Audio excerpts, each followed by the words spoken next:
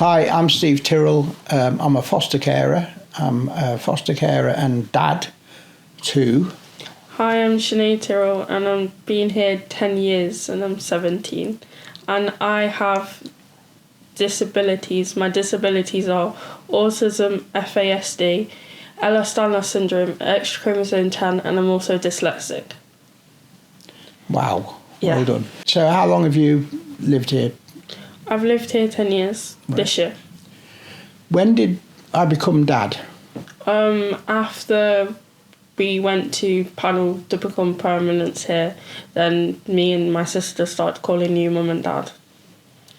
Did that make you feel different in the placement to calling me Steve? What did it give you? It made made me feel more at home, and it made it, at that time, easier for me to call you mum and dad because I wasn't then like an outsider. I was more part of the family, and then obviously it's kind of grew where now I am part of the family and I still call you mum and dad.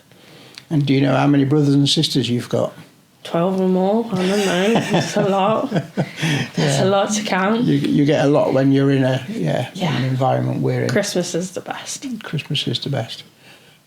How many care homes or how many family placements did you have before you came to live with us? I had 2 before I came here, and this was my 3rd and final one. And did you know you was going to be permanent before you moved here? No. You didn't know that placement? We were told we were coming here for weekend trips just to see who you were, and then that's it. We were just told weekend trips at first. And then after that, then obviously we moved in and we were kind of told that we were leaving the other set of carers. Okay, so you've been with us now, you've been my daughter for 10 years. Yeah. And you know that we have quite strict boundaries and routines in place, and you know why we have those boundaries and routines in place. What do you think of them? Well, the boundaries and routines help me the most because of my autism. So if say my morning routine's different, so I'm normally the first one to go up in the house because I want to sort the dogs, and I like to be the first one up. And if like mum or dad or one of my sisters or brothers was the first one awake, it would throw me. And like we have routines where we're not allowed on our phone after a certain time, and if that was different, it would kind of throw me off my whole day. What would you say then to other people that are considering to become foster carers, especially if they're going to be foster carers for teenagers? Be open and honest, because there's nothing worse than you lying behind our backs, and nothing worse than you talking behind our backs. If you have something to say that you're saying to a social worker that you don't like us, or the relationship's not working, or we're misbehaving, as you would call it, then talk to us about it, because sometimes obviously it may work but sometimes it won't, and there's nothing worse than you being lying, basically, because that's what you are doing, lying to us. Just be open and honest with us. Your expectations for me be different to if you had your biological dad here? Yeah. What difference in the expectations? I'd expect more from him because I should be able to trust him, whereas now I'd expect more from you. You'd expect to be with like your normal family, you go around town or wherever and you see kids with their family and you kind of expect that to be you. So if you're in a foster placement where you're with like mum and dad, then for me, I'm with my normal family. But if children are in a placement where they call them, by their first name or whatever, then to them, they're still outsiders and they still have that thing of, am I going to get picked on at school? Is my social worker going to be, seen with me? And my friend's going to not like me? All that sort of stuff that runs through our heads quite regularly. So are you saying that building up of the relationship over the years is really important? Yeah. So we become like your mum and dad? Yeah. And we react to you as mum and dad? Yeah. Yeah, okay. So moving on, you're nearly 18. Mm-hmm. You've got your whole life in front of you. What are you going to do? Well, I want to become a nurse for the NHS, or I wanted to become a paramedic, but I can't do that, so I want to become a nurse. Is there anything that Steve and Tracy have done that you wish all foster carers did? I'd say when I first came here, I was a quiet child. I was very kept myself to myself, introvert.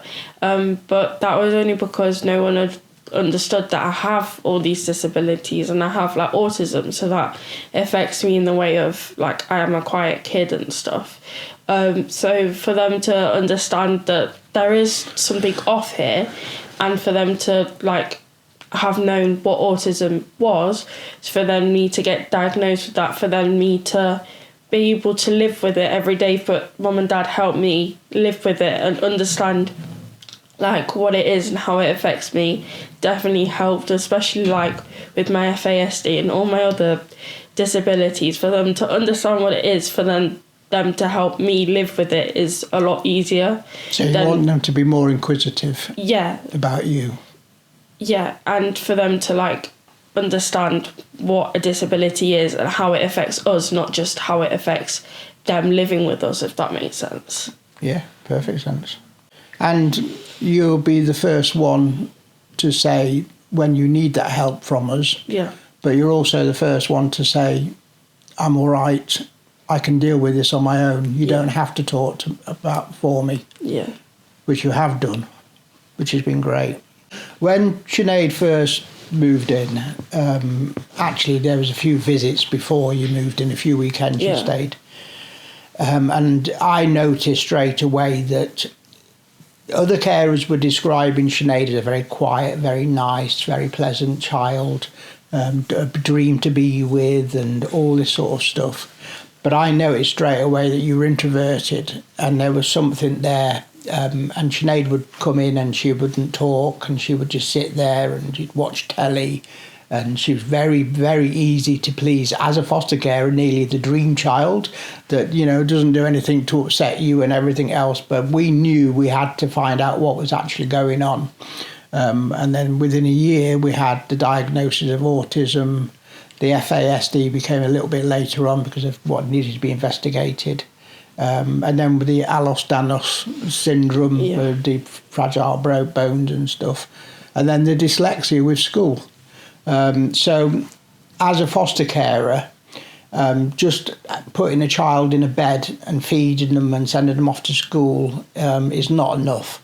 You need to be very inquisitive about the children you're looking after, and then you must be able to meet their needs. Because obviously when I first came there I was quiet and stuff, so most foster carers would just put me aside and deal with the children that were very like loud and outgoing. Like my sister, she's very, you know, in your face, you know, she's there. Yeah. But mum and dad understood that there definitely was something more, so we kind of both got seen. We were both like in the room, we were both spoken to and stuff, rather than it just being we got definitely got an introvert and an extrovert. And it was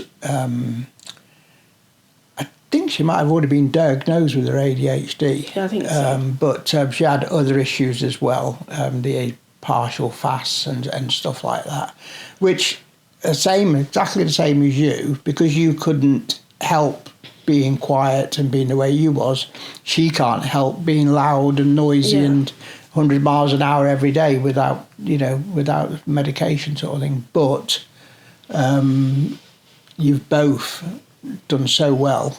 I mean, I sit at that dinner table and you'll say to me, I'm really worried about my exam results, or I'm really worried I haven't done as well as I could do. But I'm proud of you both because you've taken the exams. Yeah. You know, and I've always, and that was always been our target and our aim for you, is for you to do the best you can within the circumstances that you've been served up, and you've done that. So when you sit there and worry about if I'm going to pass a maths exam or I'm going to pass an English exam, I think about all the exams you have passed and how well you've done that you've sat the exams at school. We don't do fostering just to give children a bed and a meal and a school uniform to wear. Yeah. We actually do fostering to actually help children reach the goals that they can reach with that support. Yeah.